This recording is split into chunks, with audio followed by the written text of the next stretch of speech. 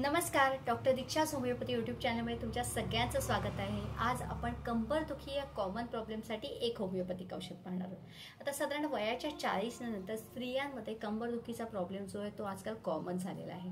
त्याचबरोबर प्रीमेनोपॉझल एज किंवा post menopausal age म्हणजे मासिक पाळी बंद व्हायला आलेली असेल किंवा मासिक पाळी बंद झालेली असेल तर ही कंबरदुखी जी आहे ती जास्त प्रमाणात त्रासदायक ठरते।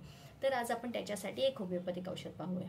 त्याच्यामध्ये तुम्हाला कोणती लक्षणं असू शकतात। जर तुम्हाला दिवसभरामध्ये कमरेचा त्रास दुखण्याचा कमी असतो पण एकदा झोपल्यानंतर कमरेमध्ये जास्त प्रमाणात वेदना होणे, जास्त त्रास होणे, त्याच्याबरोबर सकाळी उठल्या उठल्या तुम्हाला कंबरदुखी जास्त असते पण एकदा ॲक्टिव्हिटी तुम्ही चालू केली की तुम्हाला बरं वाटतं।